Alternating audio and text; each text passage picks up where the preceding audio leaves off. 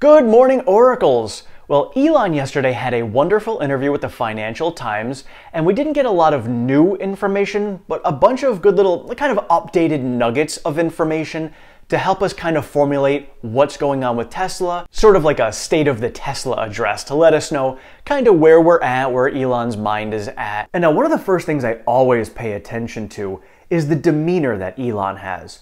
What mood is he in? How is he feeling? How is he expressing himself?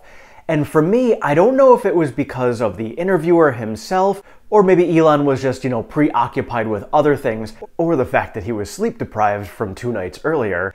But he doesn't seem like a normal jovial self like I have seen him in other interviews, so he kind of seemed a little more flat and bland in this one, but he did give us some good information, and he laughed a few times when the interviewer joked around like when he was trying to prod him to get information about a factory possibly coming in the UK. And so they started off discussing, Tesla and their 20 million vehicles by 2030 goal. And Elon had stated that, they're looking to replace 1% of the global fleet, which is 2 billion vehicles, cars and trucks, every single year. And that would put him at 20 million vehicles by 2030. He said it's an aspiration, not a goal. If they hit it, that's great. If not, that is just what they're striving to achieve. Now, in this time, he did say that they're anticipating that they're going to sell every single vehicle that they produce. Now, looking at my projections and my numbers going along the way, that's basically how I have them set up. I have them selling 99% of the vehicles that they produce between now and then. So obviously there's a lot of time to go between now and then, but Elon is thinking that they will be selling every single vehicle that they produce between now and then. And he said that demand right now is so insanely high that lead times being out almost a year are crazy, and they might actually put a time frame cap on orders. So if they get to a point where the lead time is at a certain time frame, they will then stop ordering from being allowed. So we heard this come from Ford and some of the other automotive makers, but they don't have the same production. So for Tesla to have to do this based upon the production that they have, that's pretty significant. Now, he didn't say what the time frame would be on that. Maybe it's a year and a half, maybe it's like an 18-month or a 2-year time frame. But if they can't crank up production fast enough to get there, they will put a cap on it. So I'm glad I have my orders out there for my Model Y and my Cybertruck. He was also asked about the Cybertruck and said, with rivals coming out with their trucks before Tesla, do we think that the Cybertruck is not going to have as much traction because it is coming out after the fact? And Elon said that they basically have at least 3 years worth of demand built up that they will not be able to supply for the Cybertruck. I am one of those, and I'm hoping that they front load with the higher end ones because I will choose a higher end version. So I'm hoping, because I don't want to have to wait 3 years, but I do think it's totally worth the wait. So we should get more information on the Cybertruck at the end of this year, seeing as they are shooting for volume production in the middle of next year. And now when it comes to the demand of vehicles to be able to fulfill those 20 million vehicles by 2030, the question was asked, will you be coming out with a smaller car than the Model 3? And Elon said that there is some probability behind that. So I'm guessing that they are coming out with it. Obviously, we've discussed that before on here. I know that they have the compact car that they are working on over in China.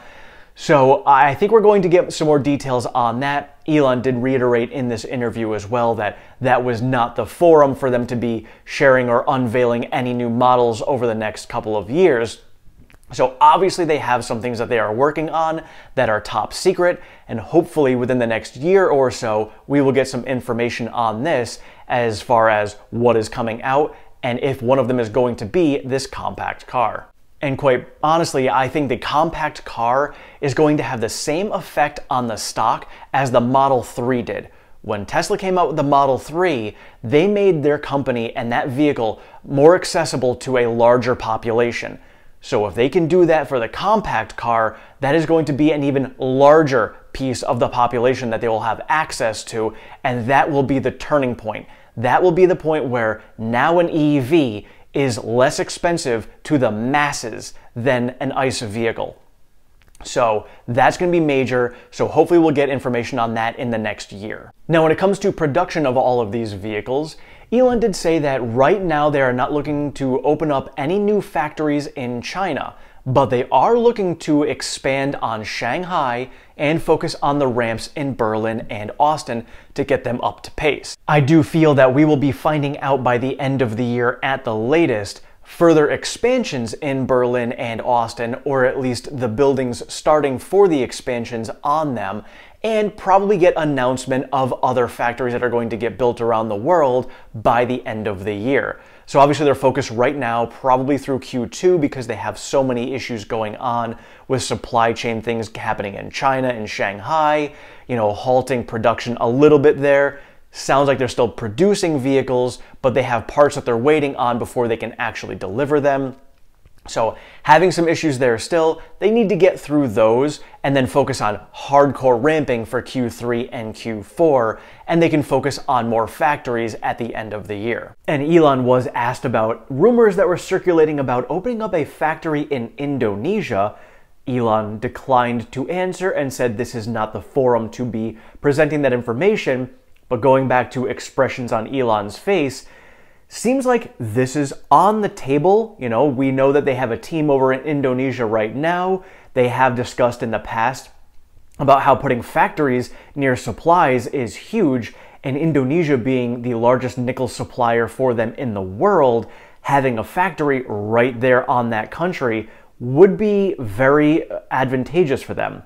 So I think that's a possibility. That might actually be a location that they announce by the end of the year. Now, he also did ask about UK. Elon gave the same answer, but I think that UK is going to be on the table because having a factory, and we've heard micro factories coming up as an option for left-handed vehicles. UK is one of the few places in the world where you drive on the opposite side of the road. So to be able to produce a vehicle that's going to be like that, you should have a factory right there to dedicate just to those vehicles. That would make the most logical sense. And Elon did say that he feels that VW and some of the Chinese startups are doing well and are the best positioned to be competitors in the future. So thinking about that, are there any companies that are going to be going under or in need of help? And Elon was asked, would he be interested in purchasing any other automotive makers? And he said that it is highly unlikely. And quite honestly, why would he? Why would you take on someone else's baggage to your own company when you're clearly moving in the right direction without your own baggage? Truly makes no sense. If the company is going to go under and go bankrupt, that's just a void that Tesla can fill on their own. They don't need to absorb the company and their problems to be able to fill that void. And one thing that Elon did say about the Chinese market is it is a significant market, but in the future it's probably only going to make up 25 to 30% of Tesla, which that is still a good chunk of it. However, when you're looking long term, and a lot of people who are, out there saying, China is such a, an iffy place, who knows what's going to happen, what happens if they decide to nationalize and take over Tesla there? Well, in the future, it's only going to be 25 to 30%. Again, you don't want to lose a quarter or a third of your business over there, but the market's not going to be as significant as it is right now, because right now it is a massive part of their business, because that is the largest automotive market in the world. And he was also asked about FSD and their progress there, and we know that FSD is tied very closely to artificial general intelligence. Now, Andre is halfway through his sabbatical right now. He has announced that he is home back in the States, but does still have 2 months before he returns to Tesla. So I'm sure he's, probably catching up on some information and things at home, but doing so on his own time. So when he comes back, looking at artificial general intelligence and FSD and the progress that they have made with FSD is to the point where he said there's no more local maximums that they're at. So a problem that they were hitting before is they would hit a ceiling and get stuck. And right now they're not seeing that. So they're making the progress, they're still chipping away, and he is very confident that they will achieve full self-driving by the end of this year, which means that they will have safety levels 10 times greater than a human driving. And when it comes to the FSD and their software, Elon said that he is confident that they will keep their lead, and not only keep it, but they will also extend it. So this is huge. Obviously their software plays a huge role in this, And I do feel that when they come out with robo-taxis, I was discussing with one of you about, Apple, and when Apple really made the turn was when they came out with the App Store. That really solidified their ecosystem. And I think when it comes to Tesla, right now, they can do something, but it doesn't have as much viability as it will when robo-taxis are out. When you've got full self-driving and your car is driving you on its own, you are now free to do many different things for the entire trip of your commute. Now bring in the Tesla App Store where you can now be functional in your vehicle through the Tesla App Store. So I think we are going to see that progress coming through. And again, when FSD and robo-taxis become reality on the roads, that Tesla App Store is really going to take off as well. And Elon did say that, they're looking at production constraints. And as we've talked before, the reason Tesla is so good at navigating supply constraints is because they look so far into the future and they set themselves up for success. So right now, he's already looking 3 years down the road and can see, based off of all the numbers and data that they have, that lithium is going to create a possible issue for them in the future. And he said himself, it's more about the machinery and equipment needed to refine the lithium. So Elon is working with all of their suppliers, Tesla's working with their suppliers to make sure that this is going to be corrected by 3 years from now when they are going to be running into these issues. And he did say that if they cannot figure out how their suppliers can do this, they'll just do it on their own. And this is why Tesla is so successful, because if they cannot find somebody who can solve the problem for them, they're just going to solve it themselves and take that problem right out of the situation and go through it and not have any hiccup. And he talked about the 3 pillars of sustainable energy, which is electric transport, stationary battery pack, and sustainable energy sources like solar and wind. He said that all of the Earth can be powered by solar and wind. It's a basic mathematical equation. It can happen. It's just a matter of transitioning to that. And then what happens if you don't have wind or the sun isn't out? Well, that's where the stationary battery packs come into play, because they will store all of the energy that is not being used by solar and wind. So in those times where those solar and wind power sources are not available, you've got the battery backups to be able to supply that power. And then if you have electric transport going around the world, then you have the whole trifecta all set and ready to go. This is what they're transitioning towards. And obviously, looking at Tesla as a company from an investor standpoint, Tesla has the potential to be able to be in every one of those 3 pieces.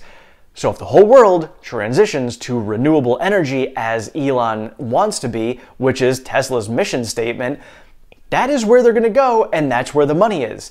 So that is an enormous total addressable market that they're going to be tapping into. And as Elon has said before, they are just getting started. And so then the last thing that we're going to talk about is Elon saying, how long is he going to stay at Tesla? He said he's going to stay there as long as he is useful. Obviously I feel that Elon's going to be useful forever when it comes to all of the companies and the entire world and renewable energy. He's just such a great mind that he can just really give such value to everything that he touches. So I think he's going to be useful. As far as his role, he did not discuss that, whether he's going to be CEO for much longer or whatever that is. But as long as he is useful, he will be a part of Tesla. So for me, those were the key takeaways. I'm going to listen to it again to see if there's anything else that I had missed, any other little nuggets of information. If there's anything else that you had picked up in the interview, I will put the link in the description below if you have not seen it. But if there's anything else you guys picked up, definitely share it in the comments. I'll take a look at it, because again, I only watched it once, and when I'm watching Elon, you usually need to go back and listen to it a second or third time to pick up on other little things as well. So looking at all of these different pieces of information that we got, looking at where the stock has been trading, yes, we closed barely over 800 yesterday, 4 cents, my lucky number, 4 cents over $800. But looking at how we're getting beat down in the stock market because of the macro environment and not because of Tesla in particular, I look at interviews like this and I see, where are we going in the future? Yes, these moments of pain, they suck. But think about anything else in your life. When you're going through something that's painful, the time just seems so much more drawn out because it is painful. Have you ever tried to hold a plank if you've worked out before? That minute is forever long. So try to hold yourself a 1-minute plank and let me know how you feel. That's basically how we're doing in the stock market right now. But we will get through it. And in the long run, this pain will lead to gains later. So this is why I look at the fundamentals, I look at interviews like this with Elon, I look to see where he is looking in the future, and looking at the discounts we're getting on the stock now, I want to invest. The macro environment is so wild, we can totally come down further from where we're at. Who knows what CPI is going to bring us today? Who knows what market manipulators are going to do based off of that information? So for me, if the market's going to give me even better buying opportunities, I will take them because I see such an amazing bright future for this company. Now, just a quick note, allergies have been kicking my butt the last couple of days. I've been hurting, so if I get my son tonight, I may not have a video tonight if I'm completely wiped out. So if we don't see one, that's why. I'm just kind of feeling a little bit run down. But if there's some hot news that breaks, I'll try to get at least something out to you guys to fill you in on the info that I have seen. Otherwise, thank you all for watching. If you have not subscribed, please do so down below. Sign yourself up for notifications. I am over on Twitter at OracleTim1. I share all the latest Tesla news, pertinent stock market information, and all of my daily trades. Thank you so much. Have a great one.